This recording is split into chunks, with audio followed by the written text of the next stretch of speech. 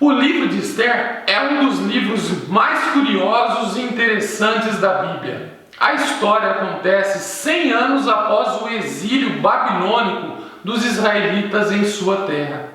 E mesmo que alguns judeus tenham retornado a Jerusalém como Esdras e Neemias, muitos não voltaram. O livro de Esther conta sobre uma comunidade israelita que vivia em Suzã, capital do antigo Império Persa. Os personagens principais dessa história são dois judeus, Mordecai e a sua sobrinha Esther.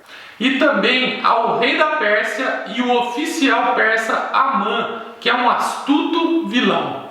E esse é um livro muito curioso na Bíblia, principalmente pelo fato de que o nome de Deus não é mencionado nenhuma vez, o que pode parecer estranho. Por quê? A Bíblia não é sobre Deus? Mas essa é uma técnica brilhante do autor, que aliás é anônimo. É um convite para ler essa história em busca do mover de Deus. E existem sinais disso em todo o livro.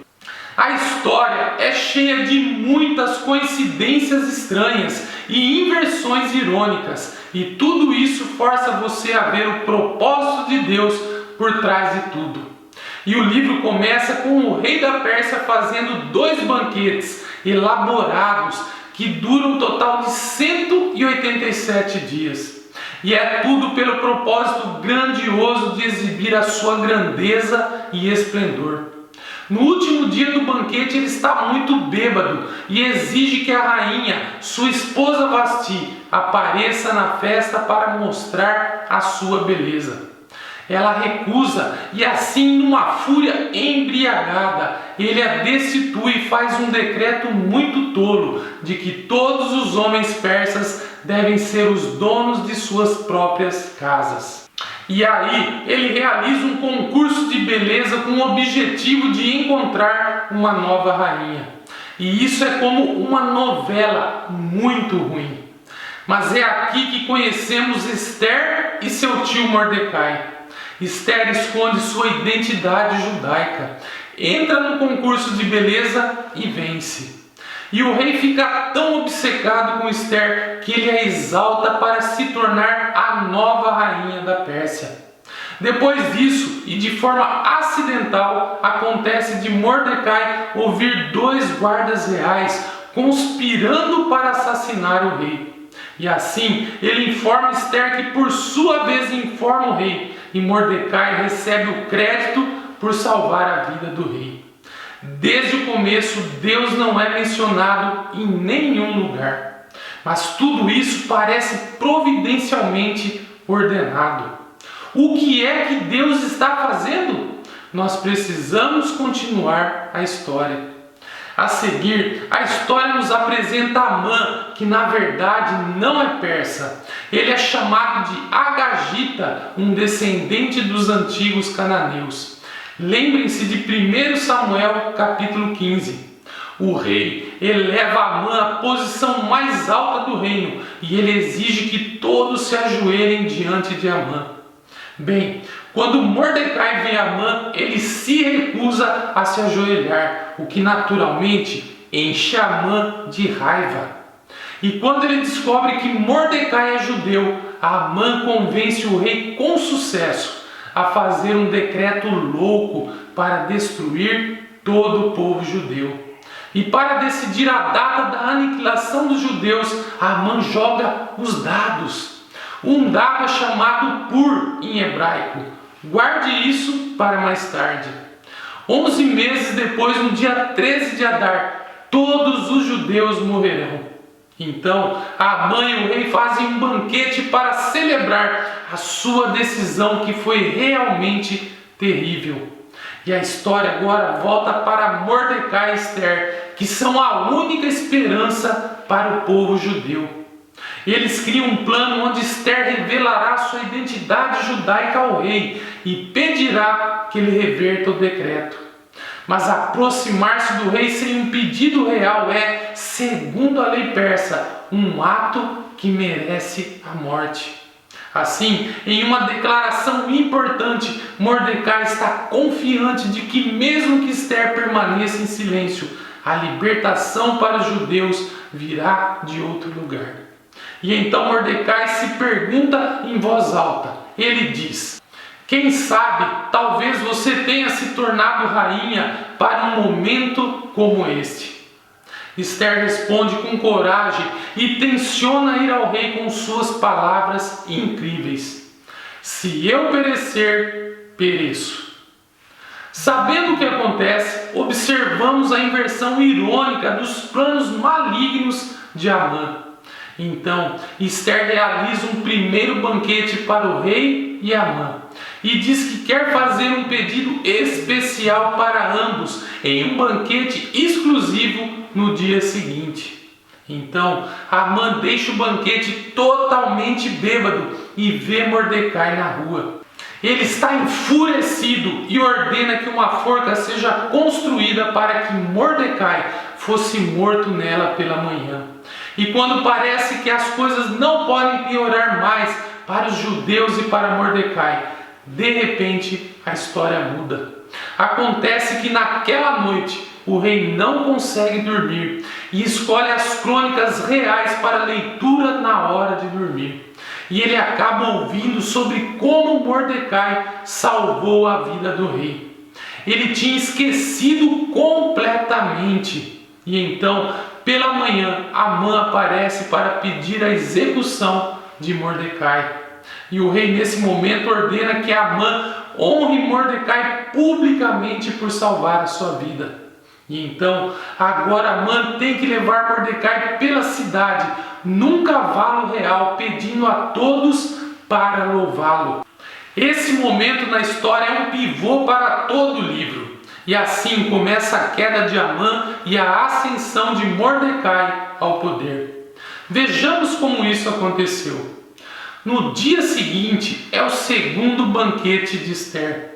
Então o rei e Amã chegam e Esther informa ao rei que, em primeiro lugar, ela é judia, e segundo, que Amã promulgou um decreto para assassiná-la e matar Mordecai, que salvou a sua vida, e ainda assassinar todos os judeus. O rei já tinha bebido muito e quando ele ouve essa notícia, ele começa mais uma fúria embriagada. Ele ordena que Amã seja morto na própria forca que fez para Mordecai. É uma maneira irônica e horrível de morrer para Amã.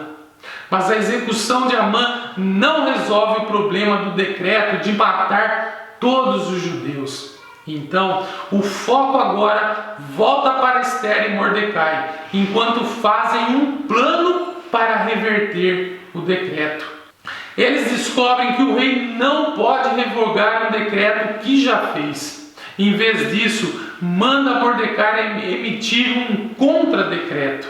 No dia marcado em que todos os judeus deveriam ser mortos, dia 13 de Adar, os judeus são ordenados a se defenderem e destruir qualquer um que conspirasse para matá-los. Então, Mordecai, Esther e os judeus em todos os lugares fazem banquetes e festas para celebrar este novo decreto. E Mordecai é colocado em um assento ao lado do rei. Por fim, chega o dia do decreto e os judeus triunfam sobre seus inimigos. Primeiro, eles destroem a família de Amã e depois qualquer outro oficial persa que tenha se juntado à conspiração de Amã. E no dia seguinte, eles têm permissão para destruir qualquer um que conspirasse contra eles em todo o reino. Isso resulta numa alegria e celebração quando os judeus são resgatados da aniquilação. A história conta como Esther e Mordecai estabeleceram por decreto uma festa anual de 2 dias em Purim para comemorar a sua libertação da destruição. E o nome da festa vem dos dados de Amã. Lembre-se, Purim. O livro é concluído com um breve epílogo sobre como Mordecai é elevado na posição de segundo no comando do reino. e somos informados de sua grandeza real e esplendor à medida que os judeus prosperam no exílio. Mas agora, observe como toda essa história foi criada.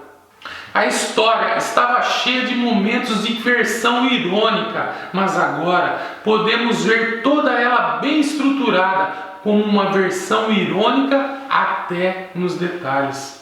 Assim, o esplendor, o banquete e os decretos do rei no início são refletidos no esplendor, banquetes e decretos de Mordecai no final.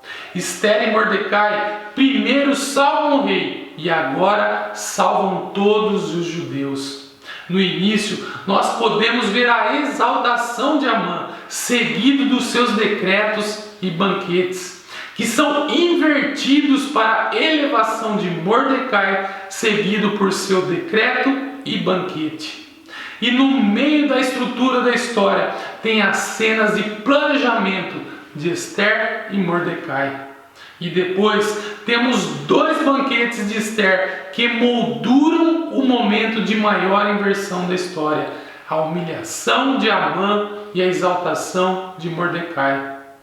Outra característica fascinante desse livro é a ambiguidade moral dos personagens. Há muita bebida, raiva, sexo e assassinato, dos quais Mordecai e Esther fazem parte. Fora a violação de muitos mandamentos da Torá, como casar com gentios e comer alimentos impuros.